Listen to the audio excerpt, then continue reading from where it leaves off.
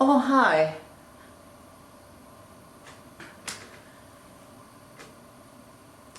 It's going to rain. I just got home. It's 2:30. I'm getting a late start today. So, one of my great followers or fans or friends, I should say, one of my great friends is Tommy 30507. He's an artist, paints. Hi, Tommy. Ronnie, Tommy. I could do a limerick with that. Anyway, he wants to know who's my favorite visual artist. You know, if you ever want to paralyze me, ask me what my favorite something is. I don't think I do favorites. I don't know. I have had periods in my life where I had a favorite visual artist and then just sort of immersed myself in that artist. But I don't generally really have one. So I don't know what to say. I dry up with some of these questions. Okay. Maybe the reason I can't really get into that is because we've got something heavy duty here from ArtyLad, who wants to know, have I ever been in a severe bout of depression? And if so, how did I get out of it? Where's my needle? And I don't mean hypodermic. Well, no, I've got to take this seriously, I realize. I don't know. I really don't know. I'm not sure what it is, what depression is. I don't think, when I was miserable, I don't think depression was an option. I remember once one of my doctors, or my doctor, I guess, when I was 8 or something, maybe I was 12, it's more painful then even, telling my mother he thought I was unhappy, and her trying to nail me down all the way home in the car about, was I unhappy? Like, how could that be? I was miserable. But depression, the only time I ever heard that word used was manic depression, manic depressive. So, and I think that's different, isn't that? Doesn't that involve more activity? Okay, so ArtyLad.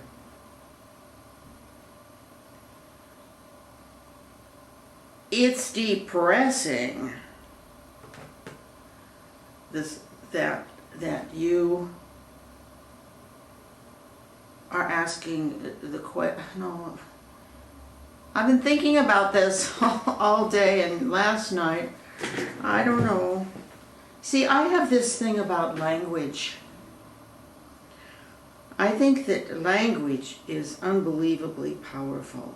And much of what we experience in life, we think we're experiencing through language. Am I this? Am I that? Am I happy? Do I love him? No, I don't think so. Yes, no, I'm not sure. Am I happy? Am I unhappy? The idea of trying to put these attributes, these human attributes and expressions and emotions and feelings into words I think more often creates a problem than the problem was there to begin with. I made a video sometime recently about who somebody was just making a big, gigantic complaint about how I guess it was a kind of depression. He wanted to write, he couldn't do anything. He was just stuck. But he's making a video about it. And I guess I'm not too supportive or too helpful, too sympathetic. I just said, stop complaining. Write. Write. If you're not going to write, go sit there with your typewriter or your pencil or whatever you write with and just sit there. But complaining, discussing on and on and on about how you were mistreated or how unhappy you are, how something happened, I think that just prolongs it. It doesn't get you out of it. But I know in this day and age, everybody likes their therapy and their group talking and support groups and all of that.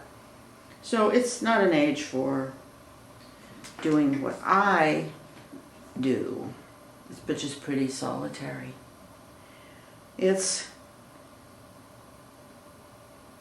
I might be down, or I wouldn't say it's down, it's not up.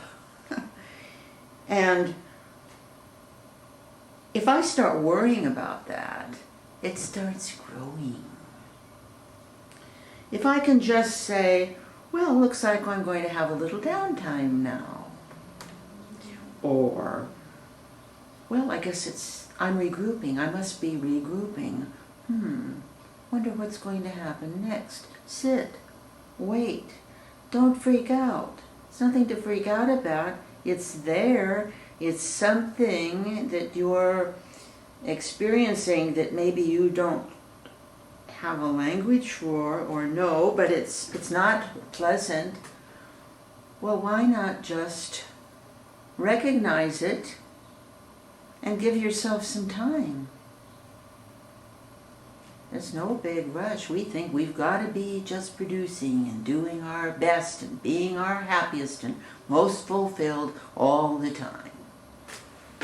But then something comes along where we don't have that kind of energy and we think, oh God, this is terrible, I'm really depressed.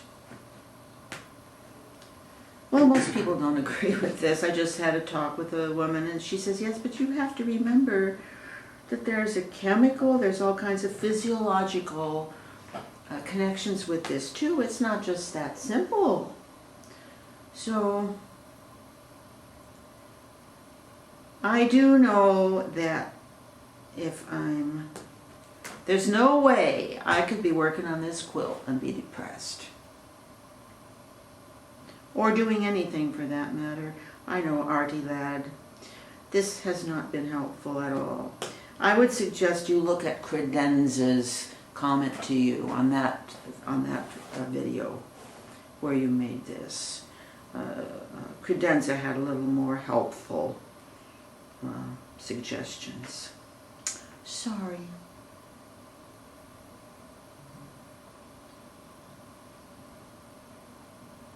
Oh, Victoriaev wants to know if I ever found a home for those grandma floral bouquet pieces. No, I didn't. Why? You interested? I heard from BlanchnoE, and she got the box of leftovers. So, Blanche, we're going to be watching. Maybe you don't have to wait. You could have even made a video opening the box, right?